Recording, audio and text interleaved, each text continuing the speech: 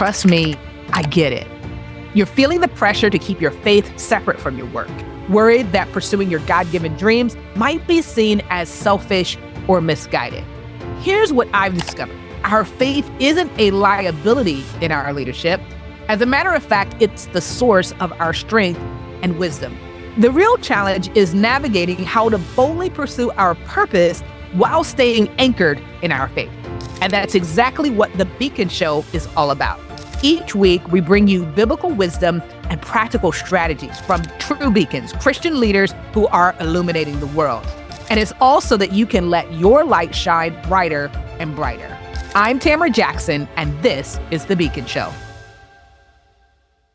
Are you passionate about equipping the next generation of business leaders with both entrepreneurial skills and Christian values? Well, today's guest is proof that when we follow God's unexpected detours, He can use our unique experiences to shape young minds in powerful ways. Hannah Kim's journey from Korean immigrant to innovative business educator at Valley Christian Schools is a testament to God's intricate plan for our lives. Growing up as the only person of color in her community, Hannah never imagined that she'd one day be at the forefront of faith-based entrepreneurship education. From her early aspirations in medicine to her eye-opening experience working in communities affected by LA riots, Hannah's path has been marked by pivotal moments that shaped her worldview. But it wasn't until she embraced God's call to education that she started to walk in her purpose. Today, Hannah is revolutionizing how Christian schools approach business education. Her innovative programs like the President's Business Challenge are equipping students not just with business acumen, but with a vision for how their future companies can serve others and glorify God. In this conversation, Hannah opens up about the challenges of navigating cultural expectations, the power of obedience in following God's lead, and the joy of seeing students' perspectives transform as they learn to integrate faith and business. She shares powerful insights on developing young entrepreneurs with a kingdom mindset, the importance of mentorship, and how to balance multiple passions while staying true to your calling. Whether you're an educator, a business leader, a parent, or someone who's passionate about integrating faith and work, Hannah's wisdom will leave you encouraged, challenged, and inspired to think differently about how we can prepare the next generation for the marketplace.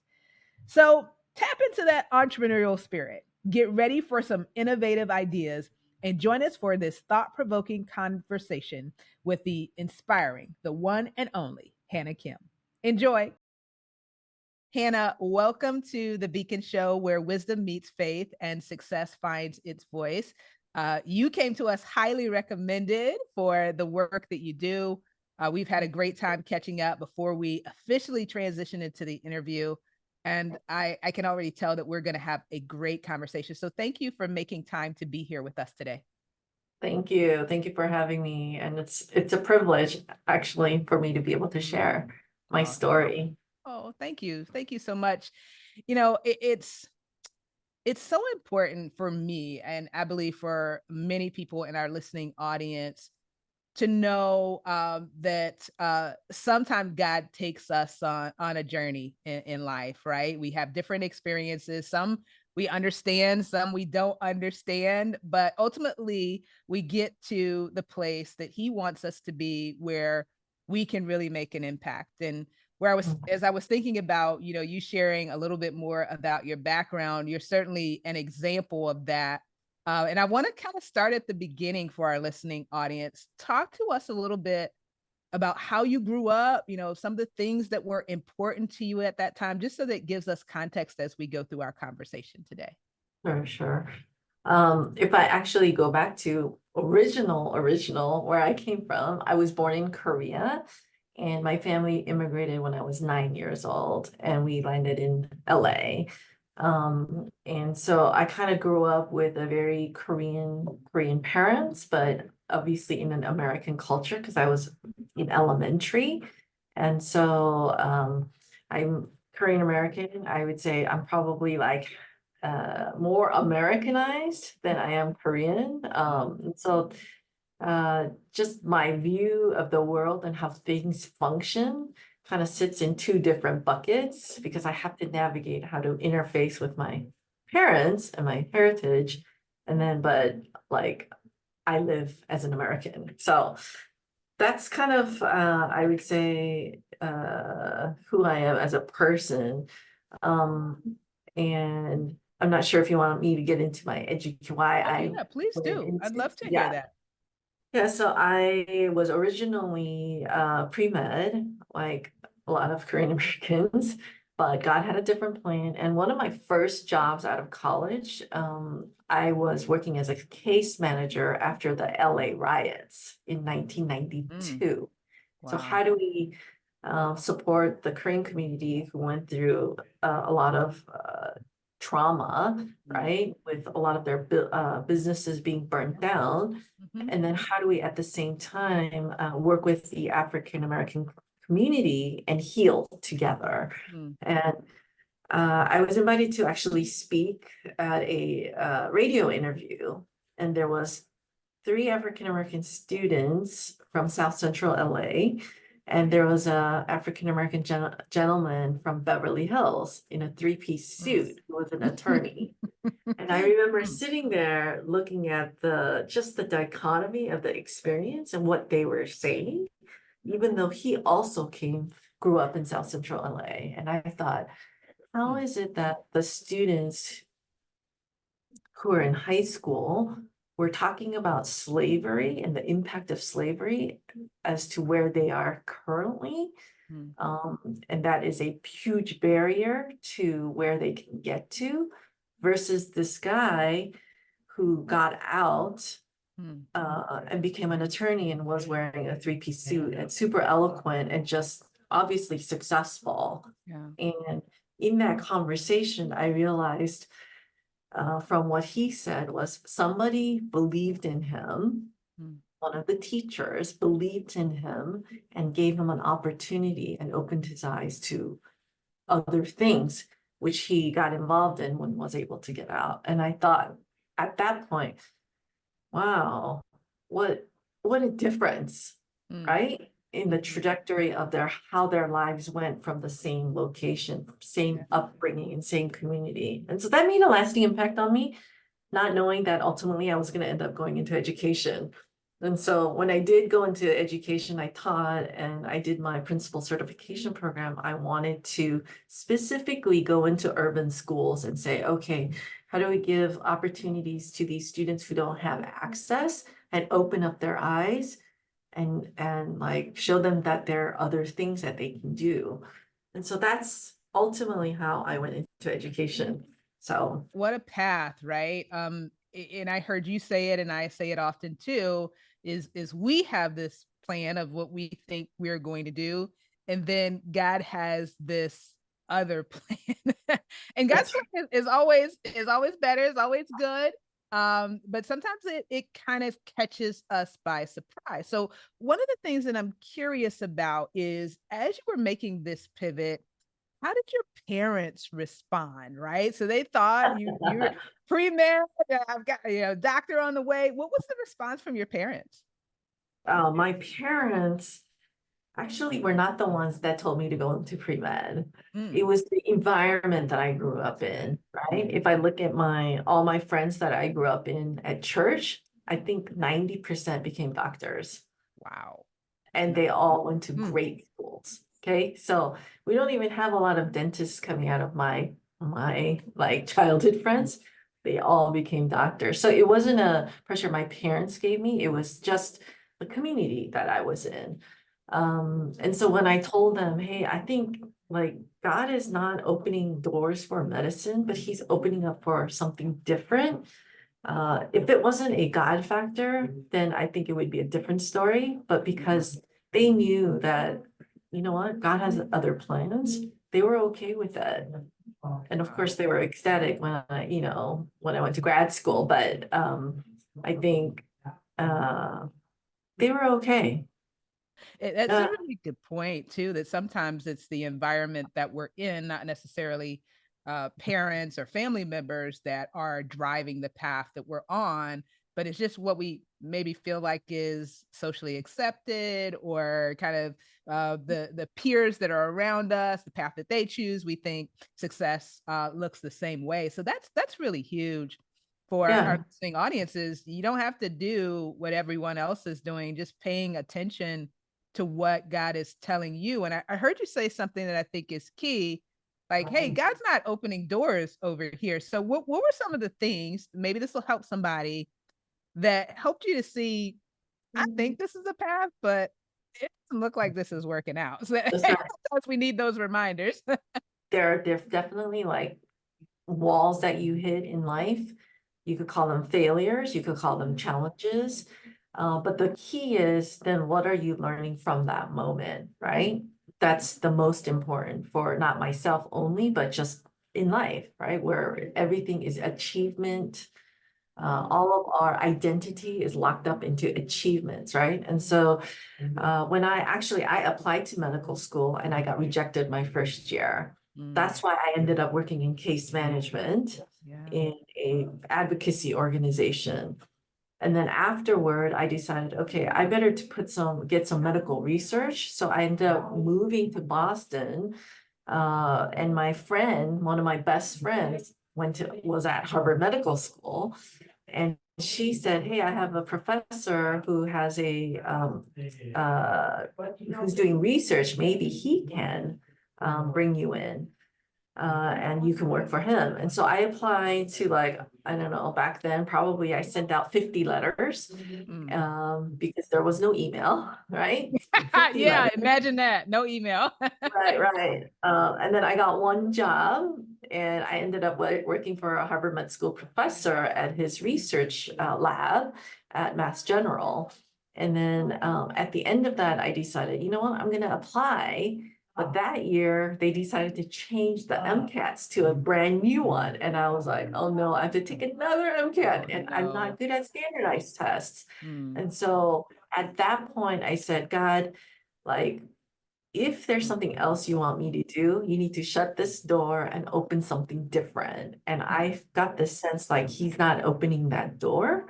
And so I had this sincere prayer and I just said, Lord, I'm going to leave my path, which, at that point I had published, like I was on one of the papers that they published. mm. I was gonna get a recommendation letter from a Harvard professor to Yeah. go to med school. So it was like a shoe-in, right, at that point. But Mm, at that point, I just said, God, if this is not where you want me to go, you gotta open something else. And I said, I'm gonna quit this job and find something different. You better open something else.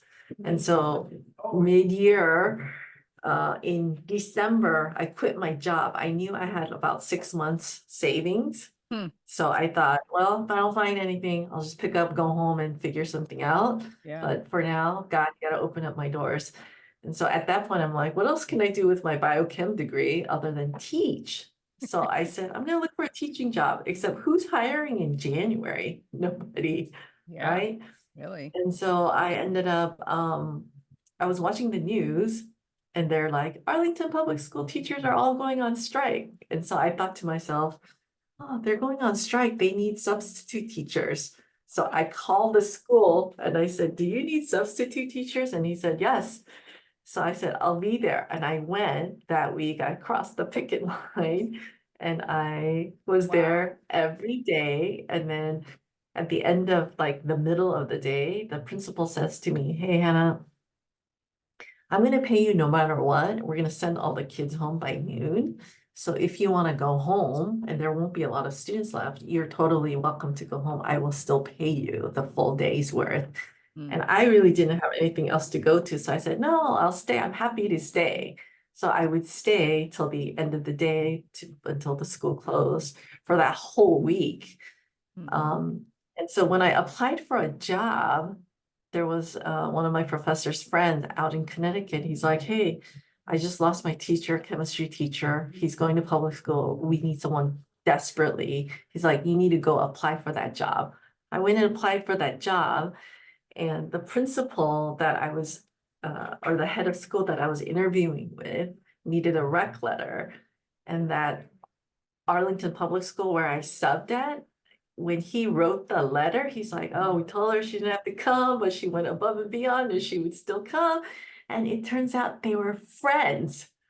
He knew the head of school in Oh my Connecticut goodness. and wrote this amazing letter. And then boom, I got that job and went over there. And I just knew like, this is God's leading. Like Absolutely. he opened the doors just like that. Mm. I could say like, I was such a, hard worker. So I stayed every day. It wasn't, I was like, I got nothing to do. I'm staying, I'm gonna you hang know, out. I'll just hang Oh out. I'm happy to hang out. But no. God blessed me with those connections, and one thing led to another to another. And then ultimately, I moved back to Boston, taught at a really top elite prep school there. And then ended up saying, you know what, I want to go into administration. Mm, And through other kind of God opening other doors, I got into the Harvard school program for yeah. this principal certification, which in my years of life would have never dreamed No. that. No, definitely not, because I went to a very small, tiny Christian Mm, liberal arts school that just doesn't carry a lot of, name to it. mhm, So it would have never been in my mind that I could even do that. But mm, I mean, through God's grace, like literally, He led me to that program. And mm, so, yeah, that's what I did. And I ended up working for a head of school, and I was, networking, and I did some consulting work with Boston Public Schools. And so by the time I was graduating, I had a bunch of verbal offers mm, from principals saying, come and work for me as an assistant. And then I was going to kind of move up. And my goal was to go into the district office of Boston mm. Public Schools. Gotcha. And then my mom got sick, Mm, right? And she had like a Lou Gehrig's type of disease. mm, And I just was like, you know what? I can't do this. And my husband's like, Hannah, let's just pick up and go be with your mom. It's okay. I could leave what I'm doing here and we can do that. And so I, my, the principal, the head of school that I interned for became a deputy superintendent of the Boston Public Schools. I mm. had all my like networked to the hilt. I was going to go into an assistant principal position in the public schools there. I had it all just worked out, like perfect planning. And then Uh, God just, my mom, and then we just said, you know what, I got to give that all up and move back to Southern Cal. That's what I did. mm, So I ended up staying home for quite a long time. And then and I had always said I'm going to stay home when my kids are little and be the main yeah. educator during their Yeah. character forming years. Mhm, And so when that time was kind of heading towards early elementary, I just said, okay, I need to start working again. And we ended up sending our kids to Valley Christian. And then I started off as a parent volunteer. They're mm. like, hey, we need someone who can do something for maybe business at our school. And I was like, hey, I could I do can do it. that. And that's kind of right. Actually, my husband volunteered me, and then Oh, I ended up starting a yeah, he yeah. He's signed like, you up. hey, my wife could Well, do it. well, I've got to say he sounds like a really good guy. He was very supportive when you needed to move for Oh your mom. yes. So we'll give him a pass on volunteering you for the volunteer parent. Oh, Yeah, yeah, oh, there's so much in yeah. your story. We could probably talk for hours, but let me connect this dot. This is one of many dots that I hear in your story. There's a pattern of you seeing a opportunity that from my point of view isn't always that glamorous. So substitute Yeah, job ended up opening all these doors. that's right. Volunteer parent is what led you to here. How do you decide, right? Because to your point earlier, we can be, especially in America, in the States, we can be very achievement oriented. So it could have been really easy to be like, well, that's not a good enough job, or that job doesn't have enough status. Why would I do this? Why would I start there? So what is your thought process around that? That's interesting you asked that because I could spend my entire life trying to Mm, plan the trajectory of my career, right? And say, okay, I'm going to do this so I could get here and do this so I could get here. And I feel like maybe in the earlier years of my life, like trying to get into medical school and then trying to figure out what do I do after that, it was very much me, my effort and my hard work, right? Even in the hard work, and then it pays off, which I'd say is like something that my parents, right? It's the immigrant generation. You got to put in the hard work and go for things that gives you success guaranteed, right? yeah, Healthcare profession is like you're never going to run out of doctors, that's right. right? Yeah. You always have the prestige that goes along with it and the also financial stability, right? And so Mhm. it's like a formula. Yeah. But I think me, first of all, not getting into med school in the first place, it kind of broke me. And Mm, also was like, what do you do with that other than surrender, right? mm, You have to surrender and say, God, what is it that you want me to do? And so even kind of me sitting at Valley Christian, starting off as a parent volunteer, and it kind of flourishing to what it is now, a K-12 program. We have about 2,800 students at our school, and about 1,700 students touch something that we run in our office, whether it be classes or after school program.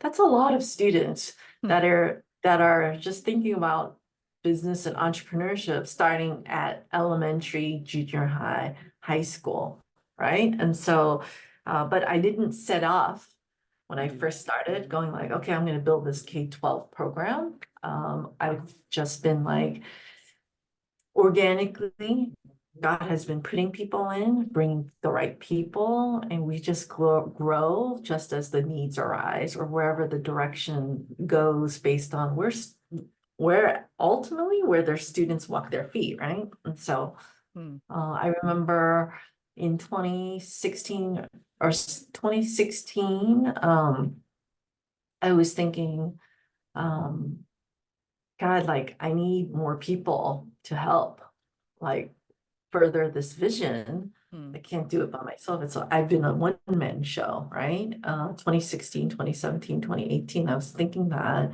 And I was reading a devotional on Moses wandering around the desert with the Israelites. And at some point, he said God sent him 70 elders, mm. right?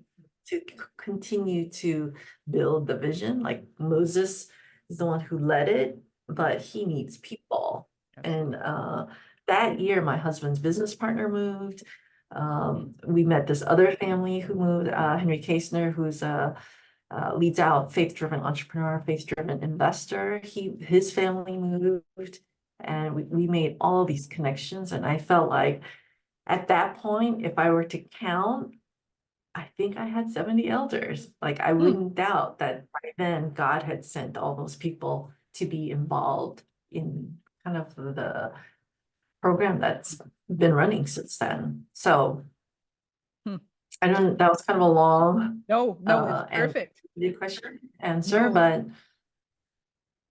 it's uh perfect, Hannah. It's perfect because I, yeah. I heard something else as you were sharing, just recognize, well, lots of things as you were sharing. One, recognizing, hey, I'm the visionary, but it's not sustainable for me to do all of this as a one person show indefinitely.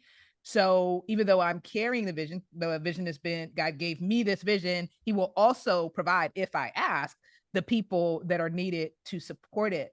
And here's why I say if I ask, because sometimes we can kind of go down this path of, hey, it's up to me. If it's gonna be, it's up to me. That's definitely an American saying, and thinking like we're the person that pose the answers. And it sounds like you recognized after a few years, I need help. The other thing that I heard is it's at least the second time in our conversation that you stop to pray and you ask God for Mhm, something very specific. So when you wanted to figure out, okay, doesn't seem like this is working out here, God, what is it that you want me to do? And here mhm, recognizing I don't have the capacity to do all of this on my own. God, I need those elders. Talk to us about, for you, the importance of prayer as a leader. How does that factor into your leadership, the success of it? And maybe sometimes, I don't know about you, but there's been some times where I definitely should have prayed and the results show that. So I'd love to hear your perspective. Prayer is a way to reflect on kind of the stage that you are in life, Mm, right? And the major decisions. I mean, God answers tiny prayers and he answers big prayers, right? All of it. And for me, when I think about like the critical points in different parts of my life, I wouldn't move further unless I pray and I get some kind of an answer. There could be a yes or a no, or just wait, right? mm, And so, but I think like God uses different ways to speak to us, right? We can get it from our readings in the Bible. We could also get it from uh, the advisors that we trust who are also believers, right? We could also get it from just the impression, I think the Holy Spirit impression on the way our minds work, how we just soak in so much information and then it just, gets all, I would say, it's like all these different recipe ingredients come in, but at the end you get some kind of a product that gets baked out, right? And so for me, if I don't have that type of connection with God in all those different ways, I wouldn't be able to move. And so, especially like if you look back, right, it's always 2020. Oh, God yeah. was here for sure. God was here for sure. God was here for sure. So really just saying, okay, God, where do you want this to go? And it could be anything from give us the right people to like, how Mm, do you want me to go in terms of my career or direction in life? I wouldn't be able to do it. It wouldn't be me if I didn't have that portion, the prayer yeah. integrated to Mm. like my big decisions in life. Yeah, Um, that's so good, and helpful, because as I reflect on what you've shared, there's also some interesting things that were going on, like especially when you had everything lined up. Like, okay, I got everything lined up, so surely God is doing this. So I need to go down this path, but that wasn't ultimately His best plan for you. So spending that time in prayer and making sure that you get an answer, not just reading tea leaves, so to say, and thinking that circumstances are indicating always that that's God's path is critically important. So that's huge wisdom that you shared there. I want to circle yeah, back to that realization that you had with with LA riots, and you had the youth, and you had this other gentleman who someone believed in him and he was able to get on a completely different path. That stirred in you, Hannah, a desire to help people have more opportunities. You're now at Valley Christian School, a mhm, private school, yep, and that wasn't your yes. original plan. You thought, hey, I'm going to work in the urban space. So talk to us about how that desire that I believe God planted in you is making an impact on what you're doing now, perhaps in an unconventional way. Yeah. That's a good question because I'm always like, wait, I wanted to go into urban education. And so I went but the teaching job was also at an elite prep school in Mm, Cambridge, Massachusetts.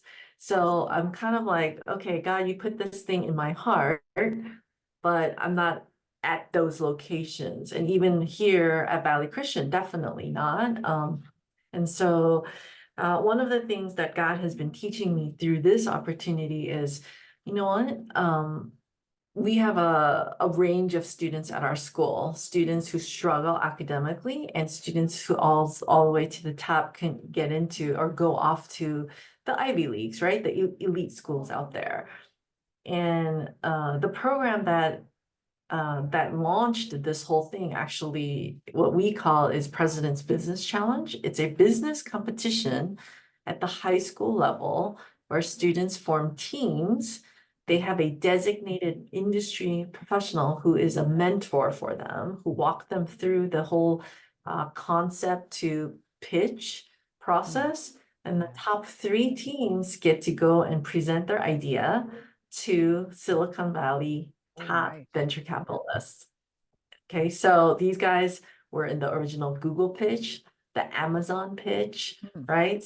Facebook pitch. So we're not talking just your any Oh, that's cool. VCs, but top VCs. Hmm. So I launched this program and I saw the transformation, but there's the conflict in me, right? Because my heart is in urban education, but why am I here? But I just got, over the years, I still feel like this is where God wanted me to be and has been developing me.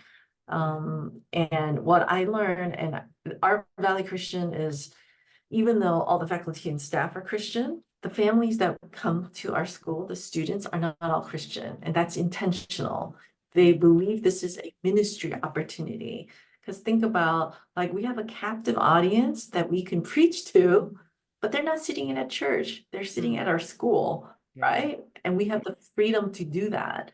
And so now, what does it mean to instill Christian values and principles to these students at an early age, so that when they go off to college and their careers, that they have something different already in their hearts before they go off? And circling back to your ultimate question is, what does that mean for me wanting to be in urban education, but sitting in this space? What I realize is, when our students come in, they come in with, I want to make a lot of money. I want to get the 100x return, VC funded companies. I Yeah. want to become extremely successful. I look up to like the Steve Jobs and the Bill Gates, Hmm. Elon Musk kind of folks, because that's what they know, because that's what Silicon Valley preaches, right? But what we say to them is, hey, God owns my business. We're called to create so we could serve other people.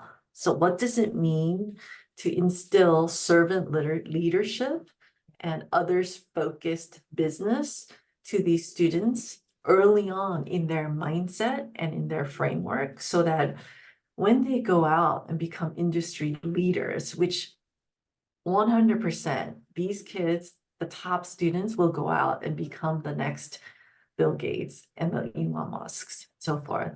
If we could instill those values to them now, then they could impact the urban students or the students who don't have access now, bring them into the fold as they develop their businesses, as they grow their businesses. How do we upskill, right? People who don't have opportunities, and think about that at the same time as they are building their companies and growing.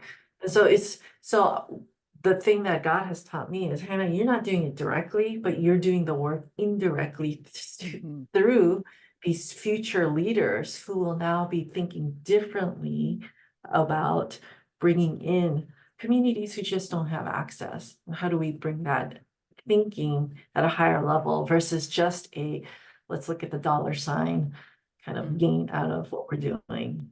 So when our students are like, Mrs. Kim, I came in and I'm like, I'm gonna make a lot of money. And when they reach their senior year and they're like, wow, I learned that it's really about serving people, Yeah. developing others, right? And they walk off that way, then I feel like, you know what?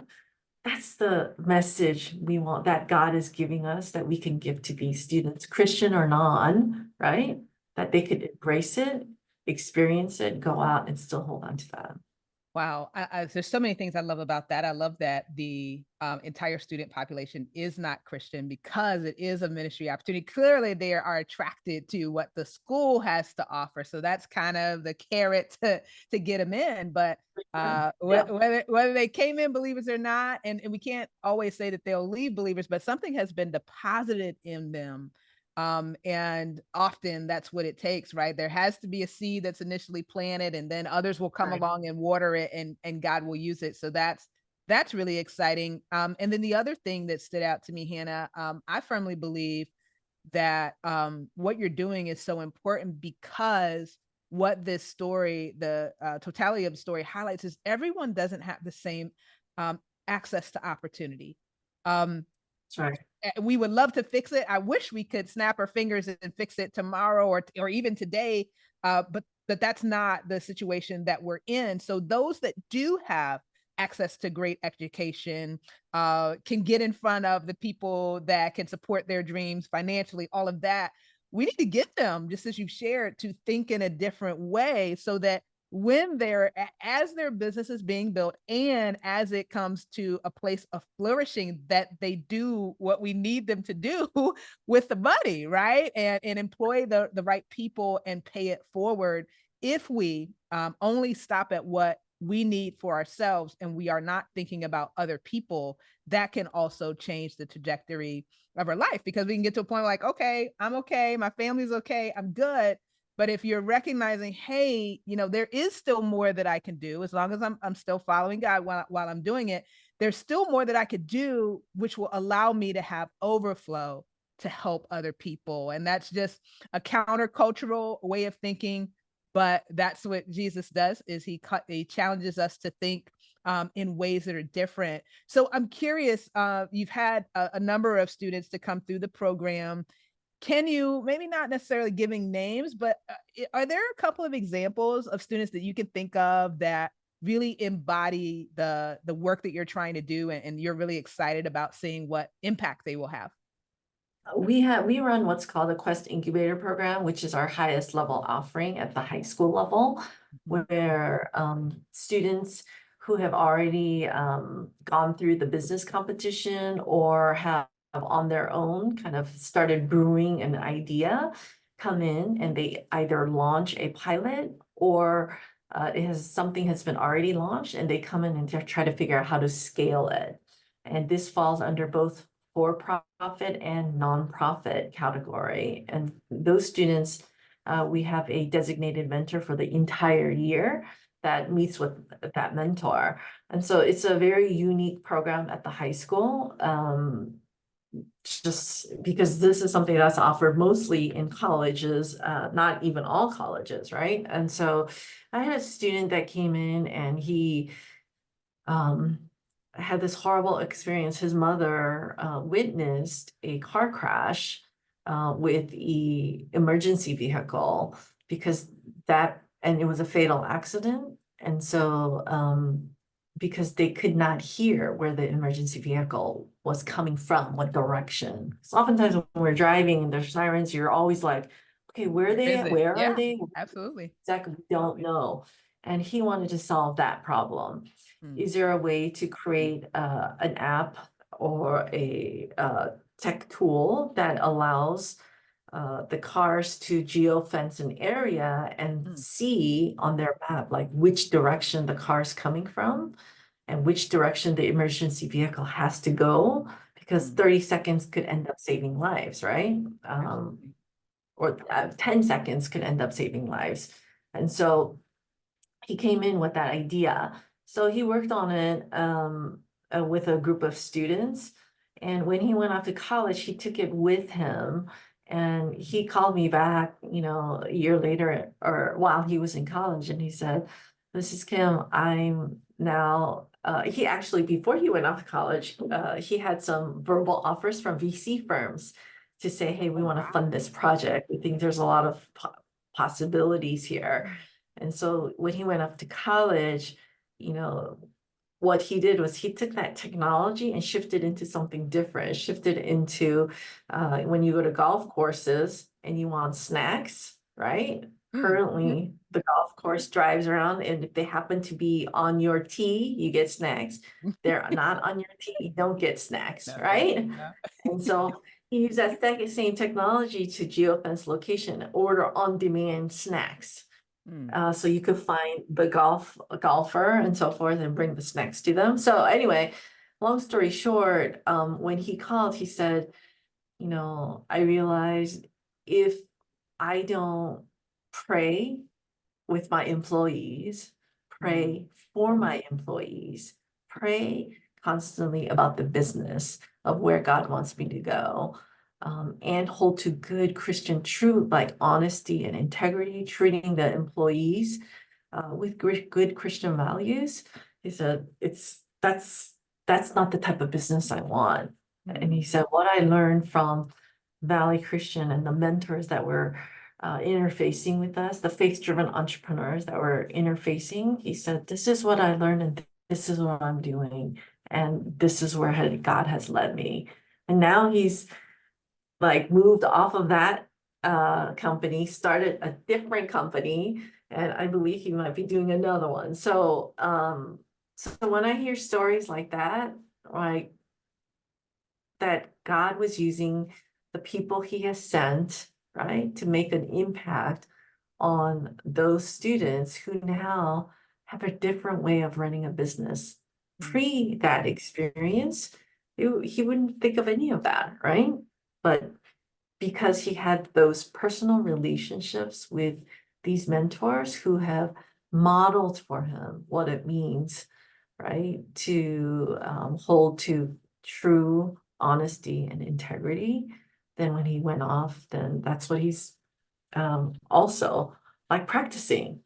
And so, like that type of stories when I hear back from the students, it's that's a huge win, Mm. right?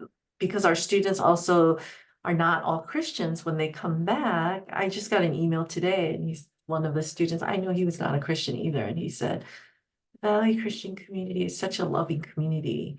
Mm. He said, I didn't realize how special that was, right? Mm. Because when you go out, it's not like that everywhere. So Mm-mm. I know that when those students go out, that there was something special about it, and they're going to start looking for it. And the common denominator that we're providing for them is the seeding of biblical truth. Yeah. And like you said earlier, we seed it, but God is going to do all the watering, right? Through different opportunities, different people that come along the way. So Hannah, I greatly appreciate you spending this time with us. I do want to respect though that you have other things to do today. So let's just explore one final question to wrap us up.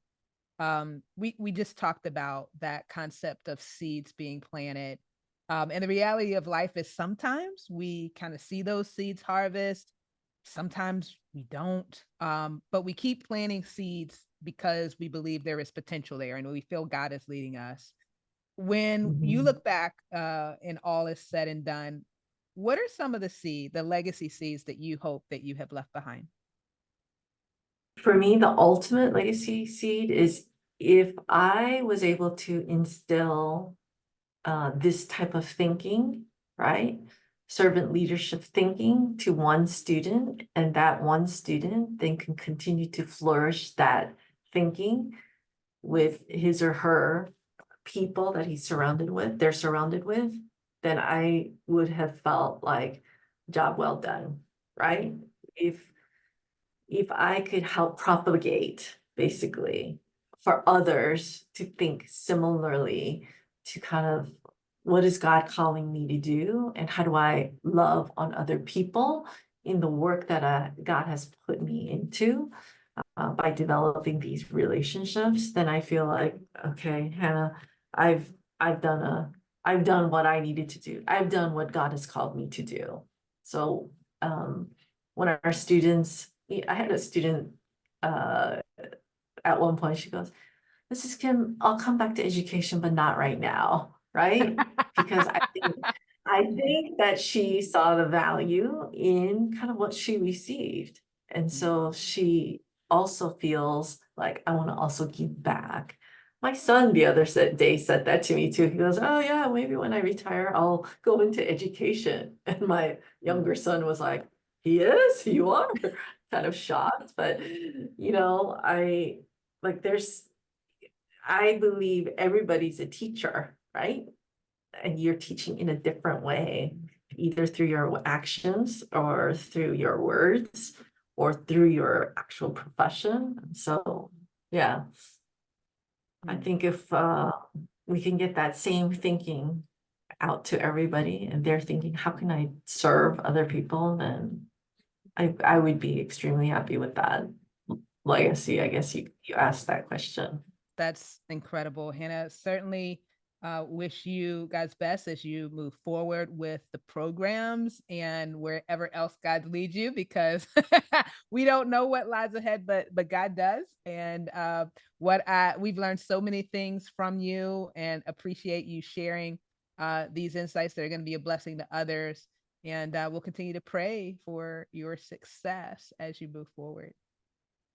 Great. Thank you so much for having me. And I hope uh, the story is a blessing to others that listen. Oh, it will be. Thank you, Hannah.